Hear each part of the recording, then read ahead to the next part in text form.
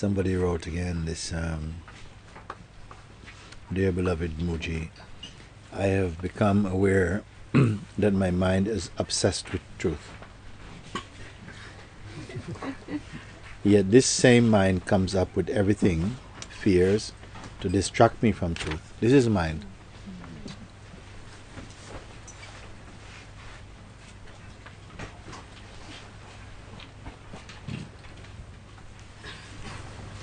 Someone was telling me that one time, an example, it's like they've made a very nice cake for somebody's birthday and then made this icing and made it very, very beautiful, and it's sitting in the kitchen.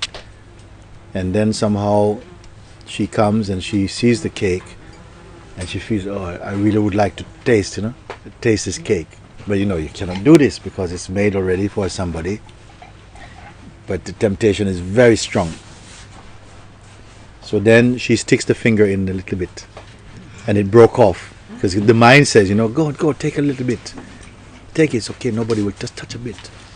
Then she goes, look around, touch a little bit, and then the whole thing fell off. And the same mind says, you shouldn't have done that, is it? So, I have become aware that my mind is obsessed with the truth, yet this same mind comes up with everything, like fears, to distract me from the truth. I live, breathe, eat, drink, interact, read, post on Mooji Sangha with only focus on truth. The one watching sees this obsessed one and the fearful one. The one watching sees that already I am free. Peace is here always in the heart. True strength is here. I cannot speak unless from truth. I feel to be alone with myself. Quite so, this one and all distractions can dissolve in truth. I give everything for truth. All my life I wanted fun, entertainment. Now only silence attracts me. Please speak to me about this. But she said everything already? What I can say then? In deepest gratitude with all my heart, Caroline. You don't leave anything for me to say.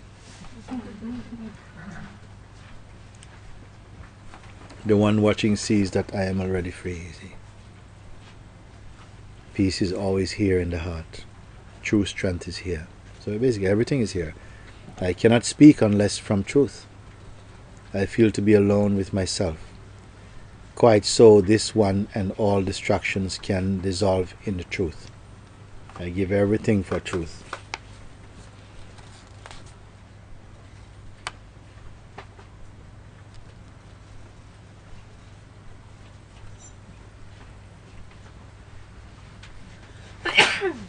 I give everything for truth. What it means, Larissa.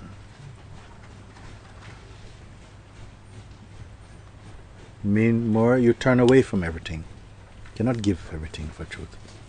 And you turn away from things that promises this and that and all of this that the mind it can entice you. You turn away and say, no, don't. This is very simple. It's very direct something. It's a very direct feeling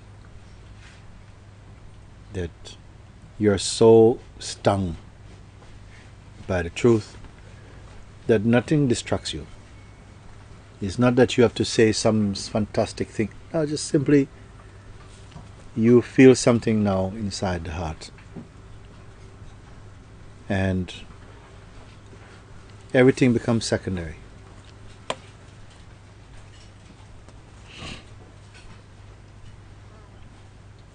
All my life I wanted fun, entertainment. Now only silence attracts me.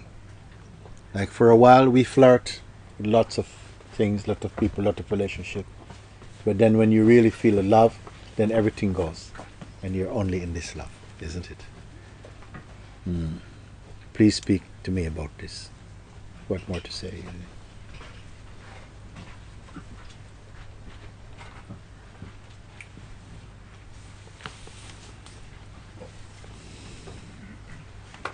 You cannot get it out of your mind. At a certain stage, you cannot get it out of your mind. We are all slowly falling in love with ourselves, with the true self, not the ego. If you fall in love with the ego, you're in big trouble. All your life becomes suffering. And we all know this. No? Because with the ego, you always want something. You always want. Oh, I want this. No, I want this. And no, I don't want this. But the ego's life is a life of want. I want. But this is falling in love with the self. No? And everything you do, when I make an example before, I say that if you're sick and you have the flu, we have flu, and if you have the flu for 2 or 3 weeks, everything in your life is happening in the flu state. So whether you're thirsty, if you're tired, if you're sleepy, if you're speaking to people, if you're doing your work, you're on the internet, everything is in the flu state. The background is the flu state. It doesn't matter who you're speaking with, the queen of the country is in the flu state. Your Majesty. You talk to your children, oh, what are you doing? It's flu state. Everything's in the flu state. Then also the state of the self is like the flu state. Everything is in the flu state. You wake up, it's in the flu state. You go to bed in the flu state. You wake up, you're in the state of the self. Everything happens. You go like everybody else, you go shopping, get your food, you wash your clothes, you take care of your meals, you make your phone calls, you send your emails like everybody else. What is the difference? That the background of everything is this, is the self. Like you're in love. Everything you do is inside the love. Everything you do. Then the same with the self. Everything that happens, the background is that. So you cannot say, look, I want to be with because you are with the self. What is the point of saying I want to be with myself? You are yourself. Even you don't want to say I want to be with myself. You are yourself. And it sounds like you have this type of attraction, you see. All my life I wanted fun and entertainment. Now only silence attracts me, you see. Yes, for a while it's like that. Then you may find that you're quite comfortable in your own company. You're quite comfortable in your own company. Some people, they're not comfortable in their own company. They have to be in some other company. But in their own company, they cannot be comfortable. Now, maybe you're just happy to just be. Sometimes you find you want to be alone. Myself also, just my whole behavior was changing. I didn't plan it. I found sometimes I'm awake in the night time, 2 or 3 o'clock in the morning in London. I have my window completely open, looking out at the trees in the dark like this. But I don't know if I'm looking at anything. I'm just there. I could be anywhere in the universe. You take me anywhere in the universe, on Saturn. I'm just looking out at my window. I wouldn't know. It doesn't matter where I am.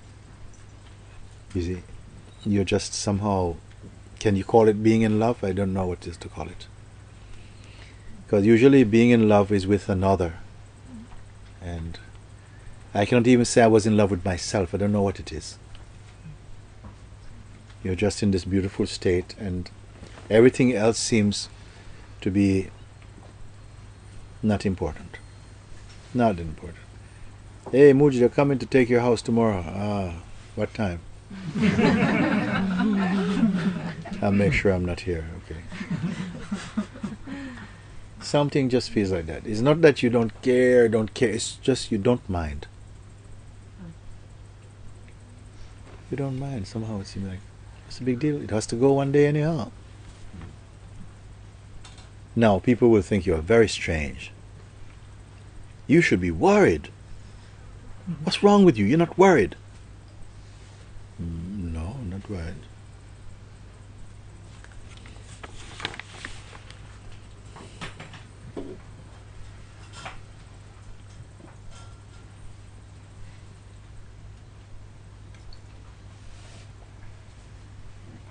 The fever state metaphor is a very good one. Because the fever, it feels like it's in your body, it's in your bloodstream. Your breath also is in the fever. Oh, it's very hot. Your pulse is fever pulse. Everything about you is fever. Everything about you is the self.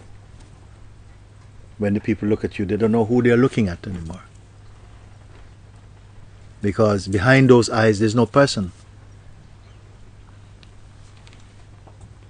When you look at most people, behind the eyes, somebody's there living there. Somebody behind the eyes, hi, is inside. Then one time you look at the one and there's nobody there. Nobody's behind there. Then who is behind there? The infinite is behind there. There's more infinite behind here than out there. When the person is moved out of the way, out of the picture. No? People are searching for some reference, you remember when you were back at school and yes. But that's just so far away from you. And they ask you, what was that guy we used to play together and stuff? Jeffrey? Yeah, Jeffrey, you remember? No.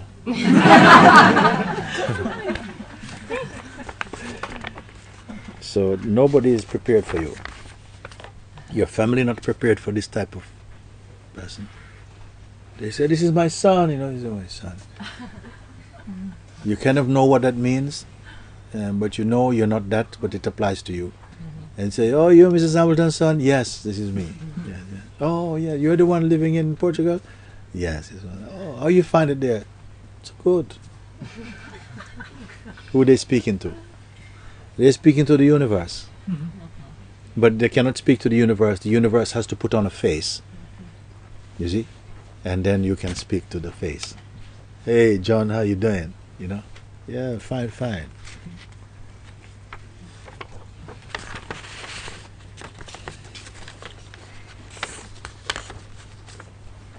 That's this one now. Dear Mooji, after watching your Sunday satsangs, or after a period of extended self-inquiry, there is a sense of deep peace, joy, and contentment. Like I don't need to do anything. But often, just a few minutes later, my thoughts center around desire to do a particular project. For example, today it was about starting a business selling custom-made malas, which I saw already designed as images during self-inquiry, but didn't hold on to it. So you're doing your self-inquiry. Who am I? Ping, malas come. Maybe I'm supposed to do business making malas. You're still in your inquiry, okay? Move on from the malas, okay? But in the malas, you see, in the self-inquiry, the malas come, and other things are waiting to come, but the malas got a real look in. So she says, or he says, for example, today was about starting a business selling custom-made malas, which I saw already designed as images during self-inquiry, but I didn't hold on to. There is a feeling around each project of such happiness in using my gifts or passions as a service to others. But is this just the ego wanting a sense of purpose or something to do? So in brackets, the timing is suspect. So you're wondering now, you see. Because sometimes also, as you come to a deeper realization of the truth, some amazing abilities start to come up. Suddenly, you are able to kind of tune into what somebody's thinking or something, and you say, why are you thinking about this? And says, what? I mean, why I'm talking to you or thinking about motor cars. How do you know that? Yeah. How did I know that? See? Then you start to open up business. Yeah. I'll tell you what you're thinking. You see? So, or sometimes maybe you start to paint, and some people have started satsang. One lady, I gave a name. She asked. I gave a name to her, and the name was very powerful. And she started painting. Quite in her ripe years, she started painting. She made a lot of beautiful paintings. And she showed me a lot of pictures of them. She gave also some to me. Beautiful paintings. But I said, it's fine, it's good. These abilities come, but don't stop there. Many things may come like this, because now you're from small consciousness of a person, you're something expanding to consciousness. And a lot of beauty is coming out. But enjoy, but don't stop there. Keep coming in. Don't stop anywhere.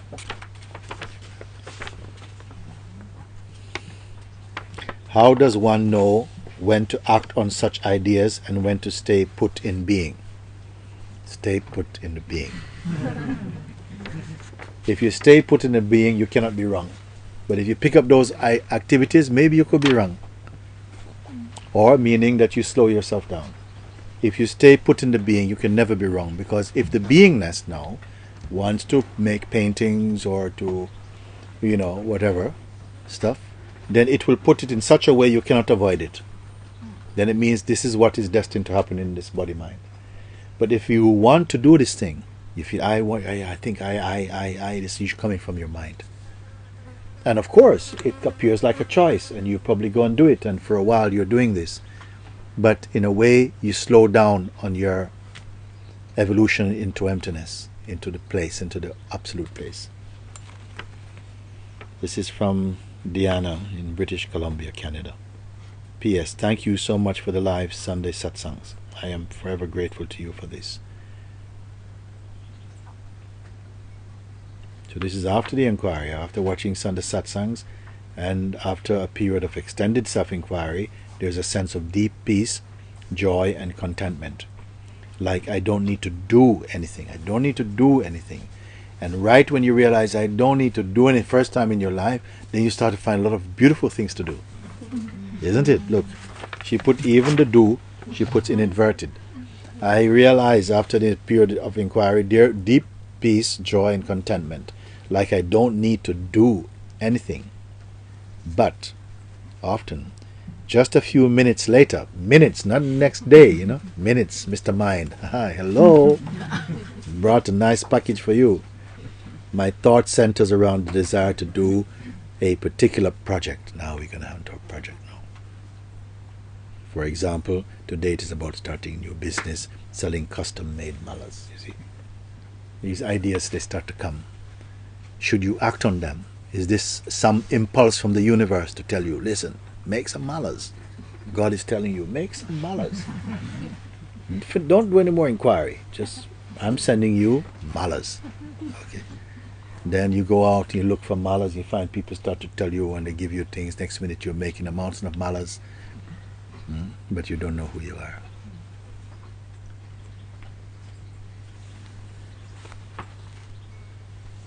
So I would say, your question, as you say, there's a feeling around each project of such happiness in using my gifts or passions as a service to others. But is this just the ego wanting a sense of purpose or something to do? Yes, it is. Yes, it is. Sometimes, ouch, oh, I want a little bit to last a little bit longer. Can I play a little bit longer with this thing? You can, but it's not worth it. Keep coming in. Go for gold. Don't go for bronze or silver now. So you see, she's saying there's a feeling around each project of such happiness in using my gifts or passions as a service to others. But is this just the ego wanting a sense of purpose or something to do? And in bracket, the timing is suspect. So something inside knows, isn't this strange, huh? Some people have come to satsang. One girl, I told this account before, one girl, she came and she had a very powerful breakthrough in satsang. She cried, something very powerful took place for her. Then after this, I don't see her for nearly 1 week. I say, what happened to this girl? What happened to this girl? Then they said they saw her on the mountain. I said, what's she doing on the mountain? Then I called her, she came and she told me, then something told me to go to the mountain, and I went to the mountain and I met this other guru also on the mountain.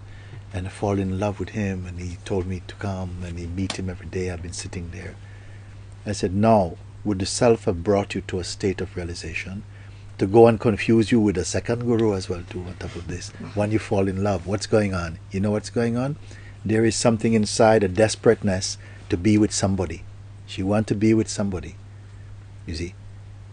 And rather than just settle down into her realization and stay in the satsang, she's already, the mind goes and make another duplicate guru for her, because they can have both enlightenment and lover. Oh, wonderful. You see? So this is how your mind can play in a very, very, dubious way. Can play like this. And so many, you know how many women actually in India who came to a stage of awakening. Another one from Russia, she went back, her awakening was so powerful that other people start to come to her in Russia to go to see her after a while. Then after 1 or 2 years, she came back to India. When we were in India, she came, and then I'm saying, oh, I hear she's here, and where is she? Why she doesn't come to see me? And then one day I see her hiding. She's hiding. I said, I'm having chai. She's hiding, trying to walk behind the stall to go around. I said, hey, Mooji. Then what happened now? She had sort of been in some relationship with some man who she loves this person. Some of you must know what I'm talking about. And then this man is abusing her, but she can't give it up. Even one day I heard in India, this man locked her out of her room without any clothes. In India, can you imagine to do this? And this is the person she loves. I asked her about this, what is happening with you? And she told me, yes, it's very difficult for me. But I love him, and I feel like, he's had a difficult background. He was a soldier. He had a lot of difficulty, and I feel like somehow I must be patient with him. And I said, what? I want to hit her. And I said, what is you're turned completely stupid. Your big fat ego want to change somebody. Then they're abusing you. You don't even see that. Just let it go. And you exchange your freedom for some abuse. So sometimes right at the point of the greatest realization, the greatest delusion is going to happen. It's going to come. Whatever you have stored up inside is going to try and come and attack you. It looks like this. It's a strange thing like that. But if you overcome him, and this is why it's said also in the story of Jesus Christ, after his baptism, where it said he was anointed also by the Spirit of God, immediately he is drawn into the wilderness to spend 40 days and 40 nights. After such a powerful anointing, he didn't go to a party to be with his friends. Hey, listen, a dove landed on my head today. Listen, the voice said, listen, this is my son. I am very pleased with my son. No, he went wilderness. And then what happened? The strongest temptations come. And what is these temptations? Oh, because to destroy you? No. Because you have to be tested. And in life you're being tested. And every time we are showing faithfulness and loyalty to our own ego. Then life leave you alone. Okay, go then. So something has to keep choosing what is true. Even though what is not true is very, very, very enticing. But something says, what is that? And turn just for that moment, sometime like this. But then there's a lot of things inside us that defends that other thing. Like, but it's like I didn't do anything. It just came, and you don't not awake to the subtleties of the ego. Of course, it's not going to come in a way that you're going to say no. It's going to find a place that comes, the one that comes nearest to saying yes. It will come through that door. Why? Because it is homegrown. It's a homegrown relationship. And it's like it knows which buttons are yours. You press this one. Every combination it knows. Come this one. Try. Then you overcome this, you are free. Like that. I have to speak like this to tell you the truth. I can't pretend like, some kind of Hollywood enlightenment or something. Go off into the sunset. No, sometimes it will be very difficult. It will try and come to you with your daily life. It will come through your children or your partner or your work, or somehow you start to lose your job, and then what happened? That's as much as your enlightenment was worth. Suddenly you give up your own awakening and running after jobs and trying to knock on doors and part of your panic, rather than saying, okay, let it happen because I've chosen truth. So I'm ready for anything, even to be disgraced or to be hurt. But it's part of this life's destiny to be playing out like that in some way. But what I am is beyond destiny. Who's going to be strong like that in the moment of testing, you see?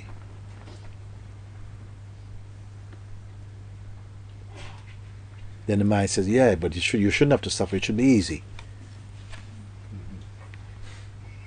But the self is not easy, the self is simply perfect. Not easy or hard. But while we have the state of the mind and the identity of the mind and the person, then all this kind of this up and down and navigation and so on, it will feel very real. And gradually we come out of that thing. Gradually we come out of this thing. Why so many people, why so few in fact, seem to be there? Because very quickly the egoic mind just snap its finger, you go running. Because we are so accustomed to give in so early. And why can the deceitful mind, the psychological mind, why it seems so strong? Why it can seem so strong? The reason why it can only be strong through distraction. It can only be strong through distraction. Because as long as it keeps you from knowing your true power, then you'll be under some kind of control. Once you realize the power of the self, the mind stands no chance at all. So it seems if I paint it in a dramatic way, in order to prevent you, in order to rule somehow, to keep you on the level of ego, you see, it will do anything to keep you on the level of ego, to keep your attention only concerned with daily life. And millions of beings are caught in this trap. All your energy is just to exist daily life. You know how pathetic it is of in our human kingdom, that we live as we do. It is shameful, actually, in a way you can say like this. For what we are, we don't know how it can be, because we are unaware of what really is here. Not that you are super powerful, super great. You don't need to be super powerful. You don't need to be super great. You just need to be yourself. Just need to be what we are. You don't have to be super powerful. You don't have to snap, I'm on Venus. What for? That's just some kind of nonsense thing. You only need to know who and what you are. That all of this is in the mind. And you are the witness of the mind. The mind cannot exist without you. But you can exist without that mind, that psychological mind. When you know that, your mind stops being psychological mind, it becomes the natural mind. And the natural mind and the pure self are the same thing. As long as we keep on being a person, the mind will be your adversary. When you realize yourself, the mind becomes your servant and becomes your friend.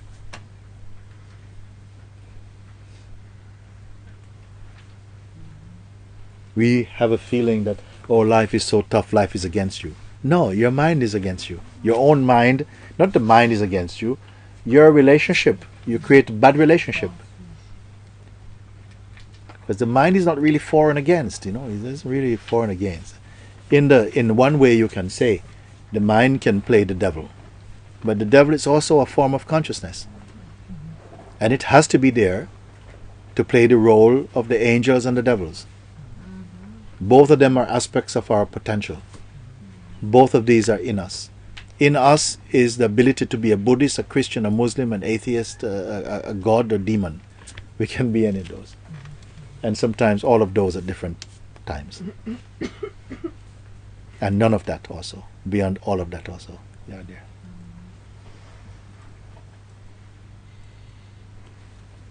perhaps the highest state of being is to not be anything. Not to be anything at all. You put a label on the shirt, father. Hello, Dad. Hi, darling. How you doing? You see? Politician. Hello. Minister. Can you? Oh, yes, you do this and so and so. But you are nothing at all.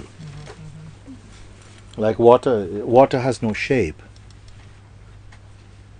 But if you put it in a glass, it takes the shape of the glass. If you put it in your hand, it will take the shape of your hand. But it has no shape. Consciousness is the same. It has no shape. If you put it into any concept, it behaves like the concept. But it is not the concept. We are also without form, actually. But we are assumed this form at the moment. But you've had many forms. And even in this life stream, the life flow of this one form, it's always changing also. But you're always constant, you're there. This body keeps growing old, 5, 10, 15, 20, 25 years. But your beingness has no age. Then you have to know both. Your agelessness and your age. You're aware of both.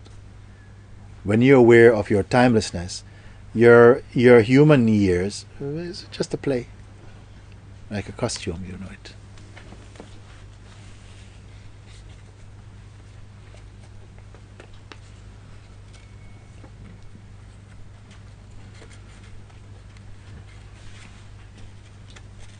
The world is an impermanent form of the real.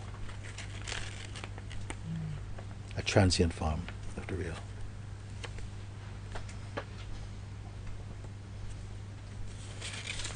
But the real in itself has no form. But it assumes all these forms and pervades them. Do we need to know this? No. No. You only need to know somehow, but all of this, if I'm not here, none of this is for me. It's through these eyes and these senses that all this universe comes to me. To these eyes I can see it, to this body I can touch it, with these nostrils I can smell it, with these ears I can hear it, with this mind I can somehow perceive it. These are my instruments. Who am I?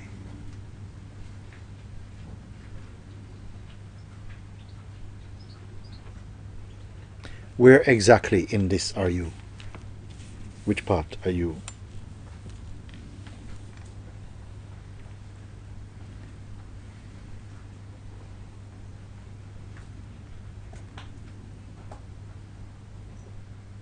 And yet it is natural to feel I am here.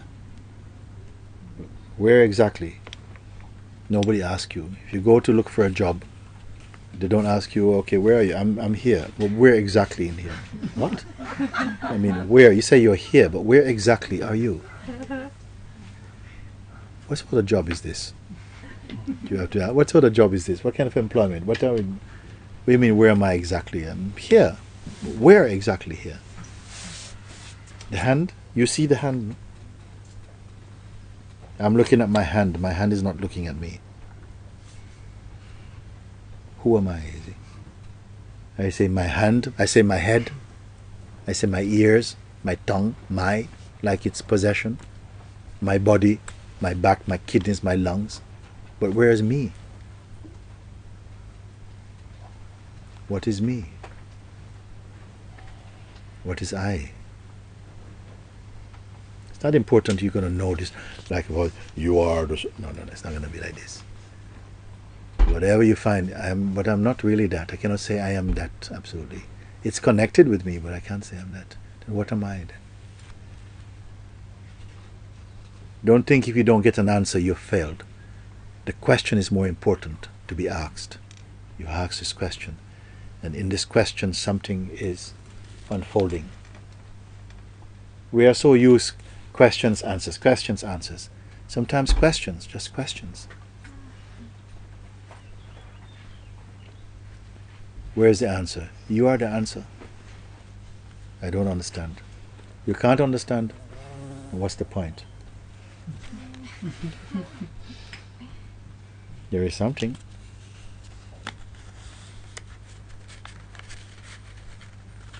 Maybe your human life just amounts to a seed that is going to be sprouted. Maybe life after life, you're a seed that didn't sprout. When I mean sprout, means somehow germinated into real understanding, true being. Just on the cycle of becoming all the time, always becoming, and not grasping our true being. When you do, the life is simply unfolding like everybody. Life for everybody, life is unfolding. But some people imagine they are unfolding life. But life is unfolding. Just like your breath, you say, I breathe. You don't breathe. Breathing is happening like that. Supposing you had to remember to breathe, you wouldn't go to sleep because you'd forget. You'd die in your sleep. You're not breathing. The breathing is happening. The blood is pumping. Thoughts are arising. Thirst is arising. Tiredness is arising. Everything is arising, unfolding. Same thing is here. When you come to see this in this way, you just simply feel the power of your being. Now, some people may say, but it's not enough. I like the idea of doing something. I like to do. So I myself also have the feeling of doing. But I'm doing yet not doing. But you're only doing. But can you do and not do? He says, no, I don't know this one. I know do and do. But I don't know do and not do. So, okay, well, you see. You have to do and not do. Think and not think. Then they said, no, we don't know this type of thing. They said, how do you do it? I said, I don't do it. They said, oh, we are confused. Yeah, of course.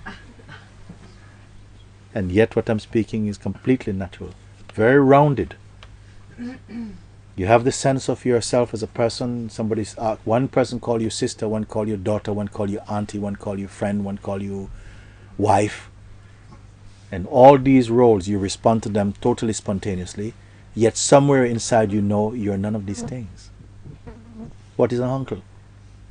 Have you ever seen an uncle?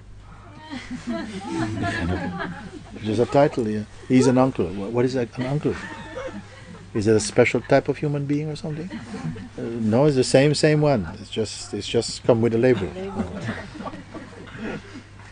So your daughter, wife, mother, auntie, cousin, enemy, employee, employer, sacked. All of these. And yet you're none of these things. In the same way in life, I'm all of this stuff, but I'm none of it at the same time. Not belief. This is not belief now. This is fundamental awareness. But I'm not this thing. You don't have to go around telling people this. Because if you do that, it means you don't really know it. When you know it, it's just like that.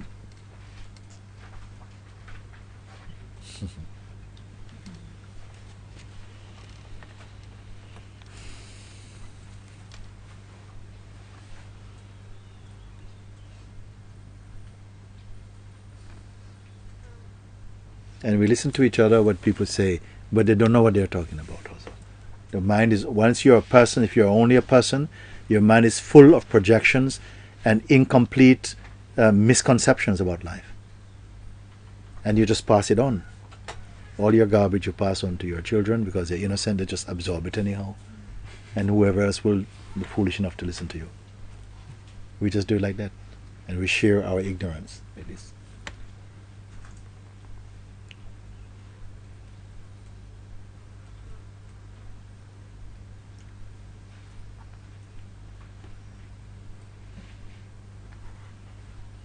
Some people imagine I spend all of my life sitting in this chair.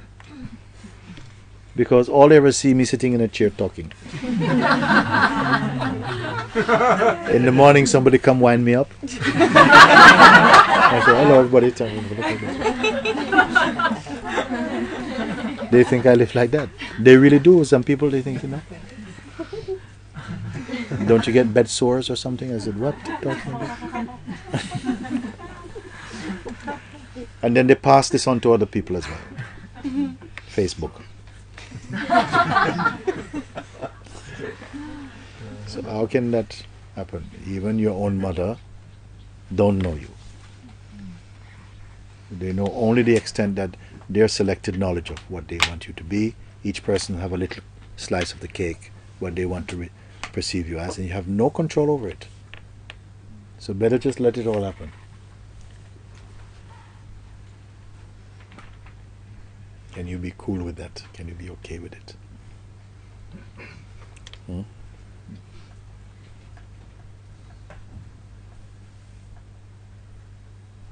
Also, if people praise you, don't take it to heart. Don't take it too deeply. Don't believe it. Oh, you're so understanding. Thank you. No, please. Not always understanding, okay? Because if you're always so understanding, then every time you have to be understanding with this person. You see? And sometimes I really don't understand you at all. So if they don't be quick for collecting compliments. Oh, you're so kind. You're so kind. No, not always. Okay? Sometimes.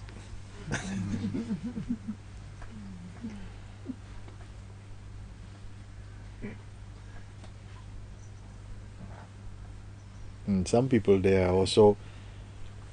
have really won the jackpot because the other people think they're mad. That's the best thing. When people think you're mad, they leave you alone.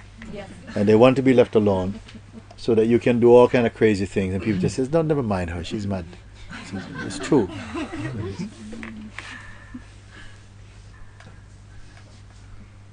There's quite a few mad ones at Sahaja.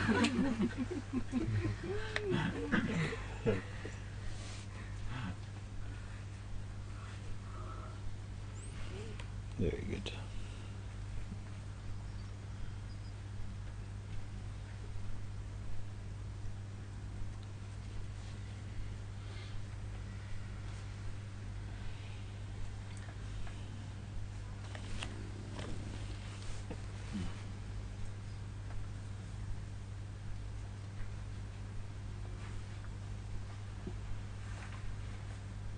You never know what is coming. We came here to Portugal, we thought the best weather in the whole world. We're coming into an oven. But it was too late. Very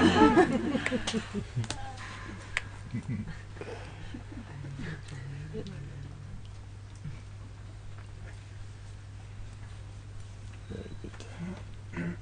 Who is from Lisbon here? 1, 2, 3, 4, 5, 6, 7, 8. Wow. I wanted to come to Lisbon at one time to make satsang again, because when I first came here 2.5 years ago, nearly 3, no? The first time I came, second time we came, we stopped in Lisbon. We were asked to meet. Some people in Lisbon would like to meet you. And it was very beautiful. Many people came. You was there? Oh, yeah. That's very good. Very good. I said, I'd like to come back and to meet again. But I never went back again. No, another time or just one? Twice. Yep. Twice. Yeah. Twice on the same visit, isn't it? Coming in and then going out. They stopped again there. In Lisbon.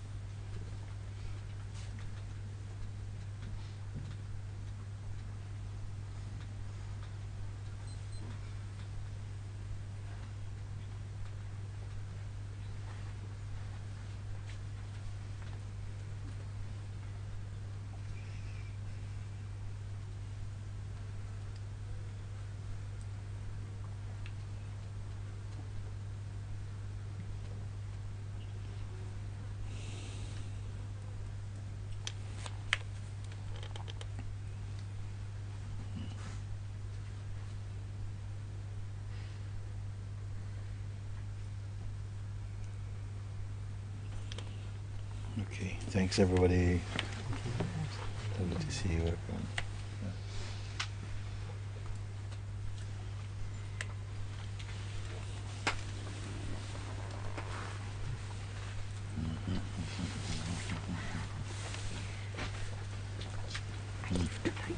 You do?